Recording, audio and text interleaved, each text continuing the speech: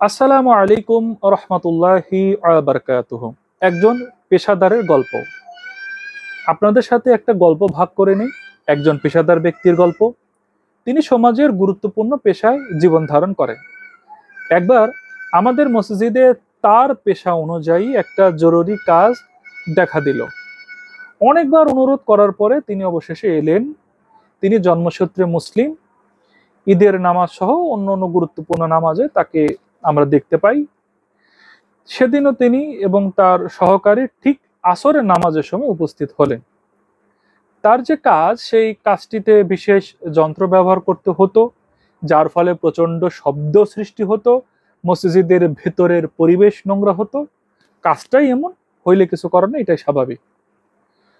পরিস্থিতি দেখে তার সহকারী বললেন, ওস্তাদ, নামাজটা শেষ করুক সবাই, আমরা কয়েক মিনিট অপেক্ষা করি। কিন্তু তিনি দেখালেন তার ভিন্ন রূপ। তিনি বললেন, আমার এত সময় নেই, আর মুসল্লিরা আমাকে কিছু বলার সাহস পাবে না। আমরা সবাই নামাজ দাঁড়িয়ে গেলাম। ঠিক তখনই তিনি কাজ শুরু করলেন। প্রচন্ড শব্দ, সিমেন্টের ধুলো ও গুঁড়ো চারদিকে উঠতে লাগলো। ধিম ধাম আওয়াজে কাজ শেষ করলেন। নিজেও নামাজ পড়লেন না। আমি জানতাম সহকারী টুকটাক নামাজ পড়তো। সহকারীকেও কোনো সহযোগিতা করলেন না। কাজ শেষে তিনি তার সহকারীকে বললেন, দেখছিস, মুসল্লিরা আমাকে কিছু বলার সাহস রাখে না। আসলেই সমাজে এমন হাতে কলমে কাজ যারা করেন, তাদের গুরুত্ব অনেক। তাদেরকে কিছু বলা বেশ কঠিন। মুসল্লিরা সেই প্রচন্ড শব্দ ধুলোর মধ্যেই নামাজ শেষ করলেন। তার উচিত ছিল কি? মুসলমান হিসেবে নামাজটা আদায় করা। এটা তো সুযোগ ছিল। মসজিদে সহজে আসতে পারি না, এক ওসিলায় এসেছি, যাই নামাজটা পড়ে নেই।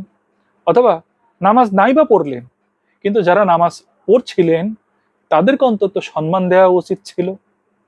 বিস্ময়ের বিষয়, যদি তার জায়গায় কোনো অমুসলিম থাকতেন, তিনি অবশ্যই অপেক্ষা করতেন নামাজ শেষ হওয়ার জন্য। শোনা যায়, নামাজ ও ধর্মীয় বিষয়ে তিনি অনেক সাংঘর্ষিক কথা বলেন।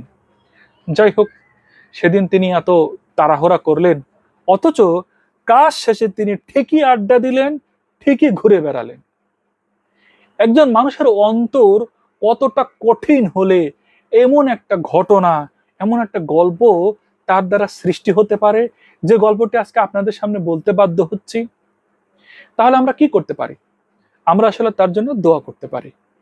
কত পাষণ্ডী মানুষই তো আল্লাহর প্রিয় বন্ধু হয়েছেন এবং জীবনের শেষ মুহূর্ত পর্যন্ত আল্লাহর প্রিয় বন্ধু হয়ে থাকতে পেরেছেন। আমরা দোয়া করি সেও যেন একদিন এটি পারে। সত্যি বলতে এই ঘটনাটি ঘটেছে। আপনার কোনো মতামত থাকলে জানাতে পারেন। শেষ পর্যন্ত ভিডিওটি দেখার জন্য ধন্যবাদ। আসসালামু আলাইকুম আ রহমতুল্লাহি ওয়া বারাকাতুহু।